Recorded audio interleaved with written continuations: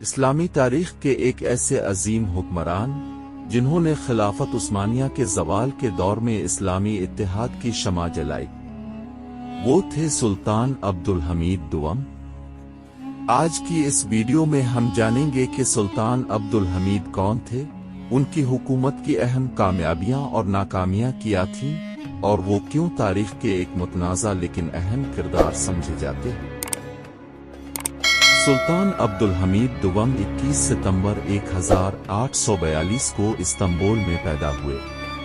وہ خلافت عثمانیہ کے سلطان عبدالمجید اول کے بیٹے تھے۔ بچپن سے ہی عبدالحمید ذہین اور باصلاحیت تھے۔ ان کی پرورش عثمانی اور اسلامی روایات کے ساتھ ہوئی۔ خلافت کا آغاز 29 اگست 1876 کو عبدالحمید دوم نے خلافت عثمانیہ کا تخت سنبھالا۔ یہ وہ وقت تھا جب سلطنت اندرونی اور بیرونی بحرانوں سے دوچار تھی۔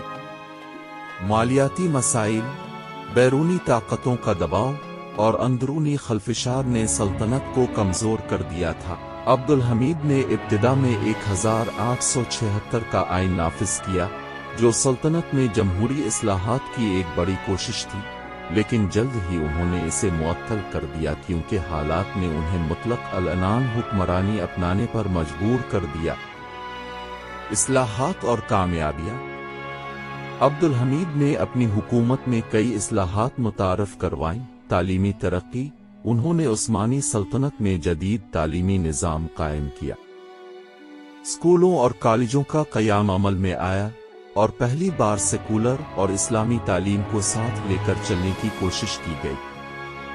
حجاز ریلوے منصوبہ، ان کے دور کا سب سے بڑا منصوبہ حجاز ریلوے تھا، جو دمشق سے مدینہ منورہ تک بنایا گیا۔ یہ منصوبہ نہ صرف مسلمانوں کے لیے حج کو آسان بنانے کے لیے تھا، بلکہ سلطنت کے مختلف علاقوں کو جوڑنے کے لیے بھی اہم تھا۔ اسلامی اتحاد، انہوں نے مسلمانوں کو مغربی سامراج کے خلاف متحد کرنے کے لیے اسلامی اتحاد کی پالیسی اپنائی، جس کا مقصد پوری دنیا کے مسلمانوں کو خلافت عثمانیہ کے جھنڈے تلے جمع کرنا تھا۔ چیلنجز اور مشکلات۔ عبدالحمید کو اپنے دور حکومت میں کئی چیلنجز کا سامنا کرنا پڑا۔ روس کے ساتھ جنگ۔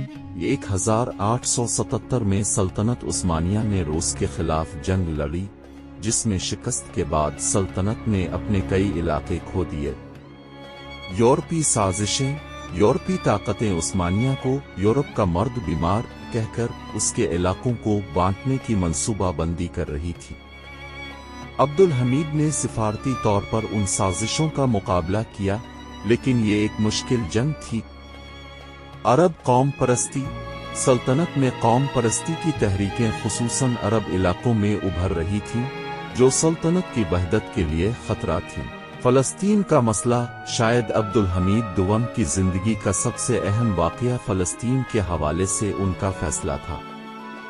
تھیوڈور ہرزل، جو یہودی تحریک صہیونیت کے رہنما تھے، نے عبدالحمید کو بڑی رقم کے عوض فلسطین میں یہودی ریاست قائم کرنے کی پیشکش کی۔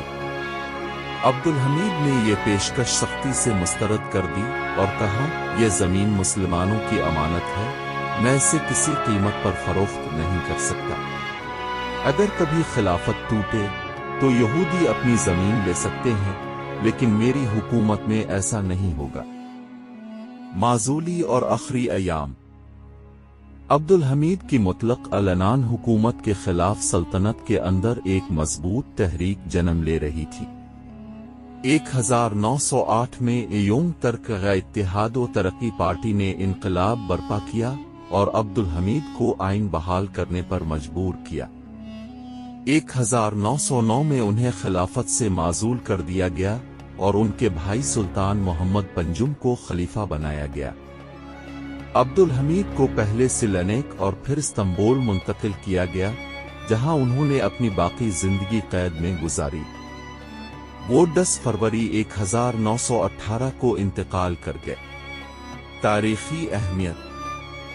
سلطان عبدالحمید دوم کی شخصیت متنازع ہے۔ ان کے ناقدین انہیں ایک آمر اور قدامت پسند حکمران کے طور پر دیکھتے ہیں، جو جمہوری اصلاحات سے خوفزدہ تھے۔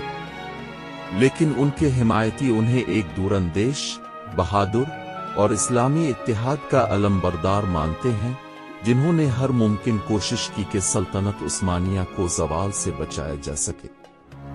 अब्दुल हमीद के दौर ने हमें ये सबक दिया कि ज़वाल पजीर सल्तनत को मुत्तहिद रखने के लिए सिर्फ ताकत नहीं बल्कि हिकमत, सिफारतकारी और अवामी हिमायत ज़रूरी है।